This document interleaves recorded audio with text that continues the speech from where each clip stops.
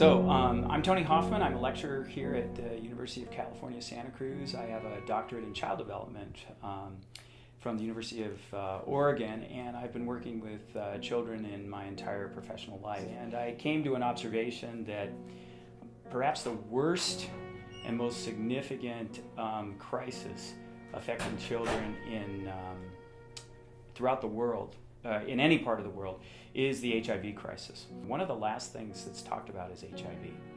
And yet, in the last 50 years, the most serious disaster, catastrophe that has happened to children has been the HIV epidemic. It's happening now, it's worsening, and it's likely to not get better until the earliest estimated time of 2020 or possibly 25.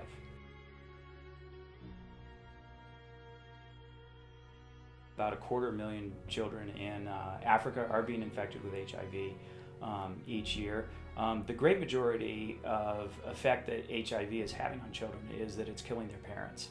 HIV in Africa in particular affects young people between the ages of 15 and 35, which is the childbearing age.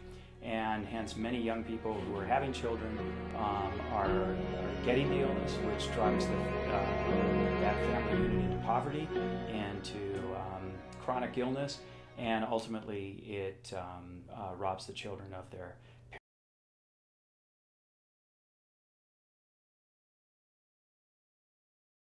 response of many well-meaning and well-intended groups to the HIV crisis, particularly in sub-Saharan Africa and even more particularly in East and Southern Africa, has been to try to build children's centers and children's orphanages located in communities, but nonetheless are institutions where children are raised in large group settings. In general, however, this response has been very problematic.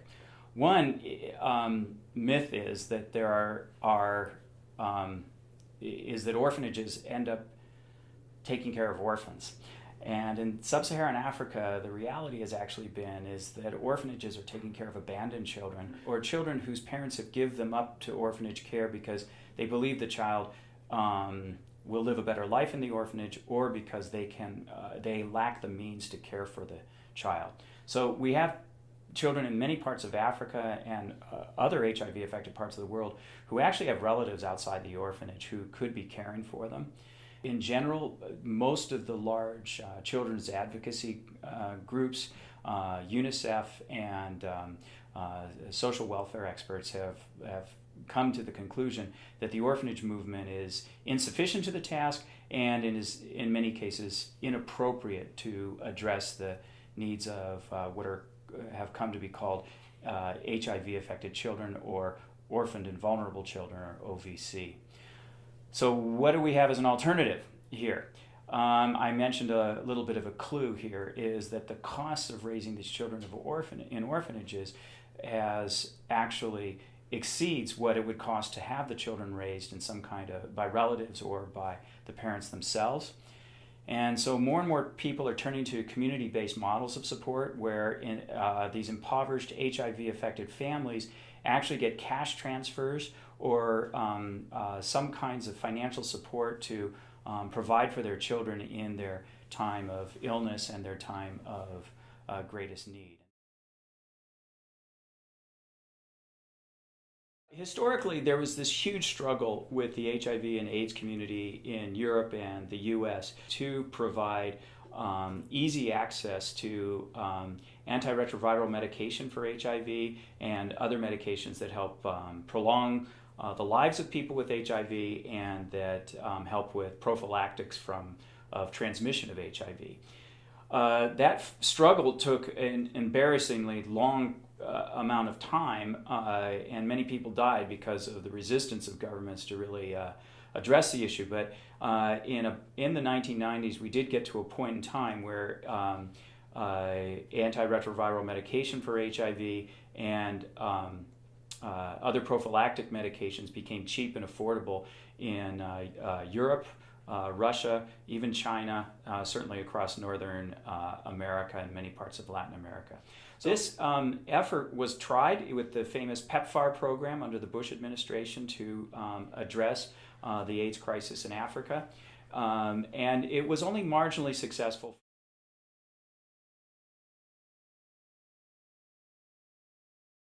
For a wide variety of reasons, the State Department, the presidential attempts on the PEPFAR program, a large number of other public health and health agencies' efforts to provide medications for HIV-affected communities in Africa had at best marginal results.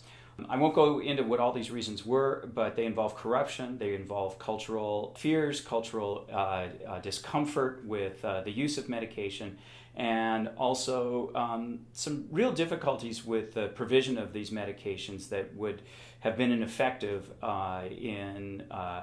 for normal protocols of HIV treatment.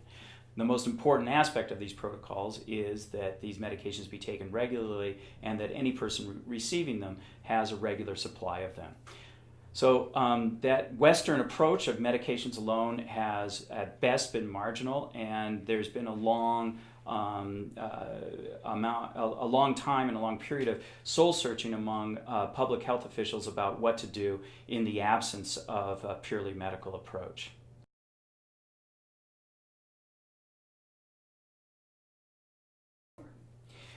In the long run, after this period of soul searching and really looking at what African communities in particular need, a community-based approach was arrived upon simply because that's how African communities were dealing and have been dealing with the HIV crisis naturally. When we look at the level of support for any one HIV-affected family in Africa, about 90% of its support comes from community, whether the community has an HIV program or not. So the community-based approach is much more of a public health approach. It's also more of a social welfare approach, acknowledging that many people affected by HIV will never get treatment in these communities. We have to admit to ourselves that about 90% of all people in Africa who have HIV will never get any significant treatment for it, and they will live shortened lives because of this. And the community-based approach says that with this heightened level of mortality, the communities can still survive and even come to thrive if the effects of that increased mortality can be adjusted or adapted to in some way. So the approach generally follows the idea that communities are consulted and solutions are sought out that are valuable to the community to help them prosper in the midst of this epidemic.